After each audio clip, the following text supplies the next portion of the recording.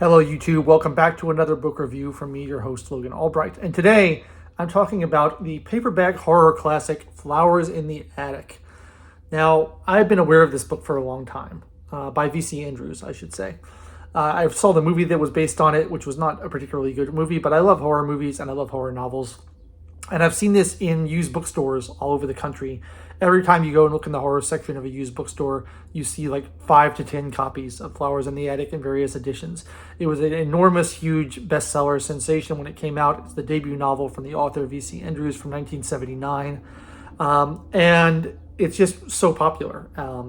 And so I thought I'd give it a read finally. You can get a copy of it for like $1 or $2 at a used bookstore. I thought I'd check it out. And I really liked it. I thought it was very gripping and very exciting and it's an emotional book. It made me feel a lot of things. And some people like that in their books and some people don't like it in their books. But I like books that make me feel something and that I think about for a long time afterwards. And this is such a book. V.C. Andrews died in 1986 of cancer, but her books are so popular that they continue to publish books ghostwritten by other people for her under her name. So there's like hundreds of V.C. Andrews novels out there, and only a handful of them were actually written by her. But they're all massive bestsellers. She's very, very popular. Flowers in the Attic is a story of mainly two children. They have two younger children who are less important characters, who are their father dies, and their mother has no skills and no money, and they have to figure out how to survive on their own. And so their mother is trying to come up with ways for them to survive, and she appeals to her parents, who are very rich, who she is somewhat estranged from, and they end up saying, you can go live with our parents, but you have to remain a secret until my father dies, and once he dies, he'll give us all his money, and then you can come out, but if he finds out about you, he's going to be angry, and he won't leave us any money. So you have to live in this little room in the attic until he dies. So they lock away the children, and the grandmother comes to give them food, and the grandmother is very cruel and imperious and will whip them, and she's a very strict disciplinarian and believes in religion and makes them say their prayers and memorize passages from the Bible, and if they misbehave, she's sort of puritanical. If they misbehave, they're going to get in serious trouble. That's sort of the frame of the story of Flowers in the Attic, but there's more to it than that, and I think there's a little bit of a bait and switch in the story, because you think the story is going to be the grandmother is evil. She's this evil grandmother, and she's going to be abusing these children, and she's pretty awful. The grandmother. I won't say that she's not. She's a pretty awful person, but I don't think that's the real story of Flowers in the Attic. I think the real story of Flowers in the Attic is the mother. And the mother starts off the book seeming to be very kind, if a little bit ineffectual and a little bit helpless. And she wants to do the best for her children. But as the novel progresses, the mother it becomes more and more clear that the mother is not such a good person after all. And that, I like this because it shows that in these families, that there's a certain amount of inherited nastiness that happens, and it's not just like the one generation that's bad. There's a little bit of that poison that trickles down through the tree, through the family tree, and so the children have some of the same tendencies as their parents, and so the mother is pretty selfish, and the mother starts to neglect her children in the attic, and she's off going sailing and going on trips to Europe and having this fancy life while the children are locked up in there. First of all, the fact that you would do this in the first place is unforgivable. Like, there's other things she could have done. She says she doesn't have a choice. This is the only way they can survive. Like, their family has friends. I'm sure they have a religious organization. They could have gone to a charity. They could have found some way to keep them on their feet until she could get a job and do it for herself rather than lock her children away. But she says there's no other choice. Even if we accept that, her behavior after this becomes worse and worse and worse. She becomes more and more neglectful. She becomes more and more selfish. And it just gets more and more upsetting as you realize that actually, while the grandmother is cruel and harsh, the mother is really the unforgivable one. And the way that you could treat your own children this way is just so outrageous and so enraging. I get very upset when children are abused. It's something that really bothers me.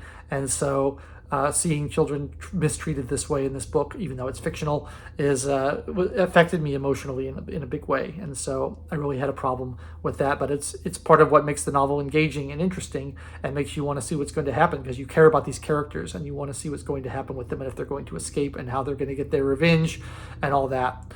The other plot of the story apart from the evilness of the mother, which becomes more and more clear as it goes along, is the children growing up, because they're in the attic for years. They're in the attic for about 3.5 years. And it's them growing up and going through puberty and trying to like figure out how to transition from childhood to adulthood. And this is where the novel loses me a little bit, because there's some fairly uncomfortable stuff about, first of all, I don't love reading about like children's changing bodies. It makes me a little bit uncomfortable. Don't need to know about that kind of stuff. And then as they go through puberty and they start to experience sexual attraction, there's a little bit of incestuous stuff that happens because they're the only people that they ever see. The brother and the sister are the only people who they ever see. And so they start to feel some confusing feelings for each other. Let's put it that way. And that is uncomfortable. Because that's such a strong societal taboo, and that's part of what makes the novel so disturbing, I think. And that part I could have done without, because I don't love that, but I did find the story of the children really gripping, and the daughter is very kind of pragmatic and a little bit more sour-tempered, and she's a little bit more quick to judge. The brother, who's older, wants to be a doctor, and he's very forgiving, and he loves his mother, and he's kind of a mama's boy, and he's always willing to give people the benefit of the doubt and say, well, I'm sure they have a good reason for what they're doing. And that kind of clash of personalities as the children try to decide what to do, how to get out of their situation, whether they should wait, whether they should try to escape, is really good, because you have two different characters that are bouncing off each other.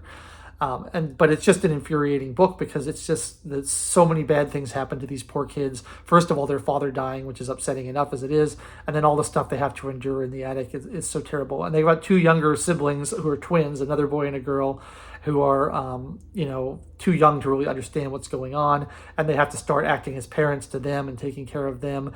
And their health is not good because they've been cooped up out of the daylight for all this time, and the children are not thriving, they're not prospering, and it's just really upsetting to see all this happen.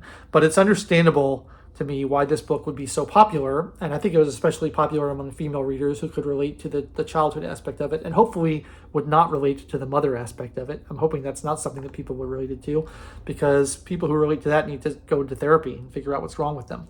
But it just shows like the power of money to corrupt someone, and someone who is ostensibly a good mother at the beginning of the book becomes enamored with the idea of getting her father's fortune and living this lifestyle. And when the children start to stand in the way of her being able to live that lifestyle, she starts to care about them less and think about them less. And she just thinks about herself and her getting her own money. And that kind of money is the root of all evil.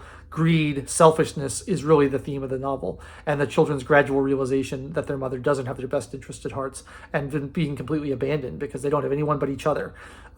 There's no one they can turn to for help because their father's dead, their grandparents are horrible, and their mother doesn't care about them.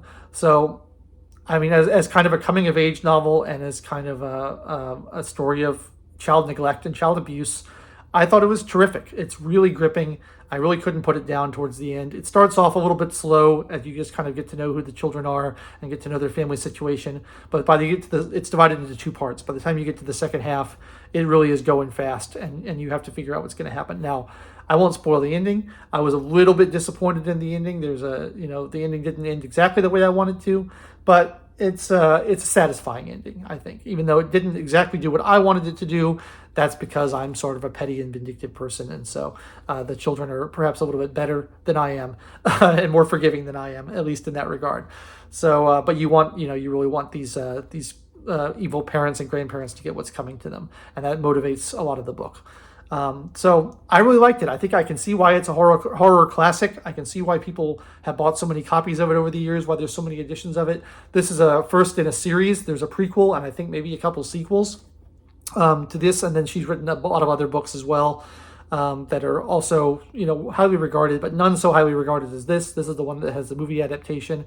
And if you are a fan of kind of 1970s, 1980s horror paperbacks, this is, I would say, one you can't do without because it's a classic. And I already knew about it, but I learned more about it when I read that Paperbacks from Hell book that I reviewed. I'll put a link to that up there in the corner. When I reviewed Paperbacks from Hell, which I found fascinating about the history of horror paperbacks, it talked about this book, and it made me want to read it more. So learned something new about the history of horror paperbacks and horror authors. I finally read this book that I'd seen sitting on so many used bookstore bookshelves throughout the years, and that's always interesting. And it may not be the deepest novel in the world, but if you want something fast-paced and gripping and a little bit upsetting, I really can't recommend V.C. Andrews' Flowers in the Attic highly enough, because it's a thriller. It's a first-rate thriller, I'd say. It's very good. So that's what I have to say about that. I will be traveling next week. I'm going to try to get a video up, but it's going to be harder for me to read because I'll be traveling. But I'll try to read something and get a video up for you next week, next Wednesday, as I always do. And until then, I hope you enjoyed this review. If you did, please like the video, subscribe to the channel, click the bell for notifications, and leave me comments down below about what you think about V.C. Andrews, what you think about Flowers in the Attic. Have you read the book? Have you seen the movie? Have you read the sequels? Have you read any other books by her? I'd be interested to get your take on it. But if you are a fan of horror and thriller paperbacks involving children, this is a great one. Recommend it. Thanks so much for watching. I've been your host, Logan Albright, and I will catch you next time.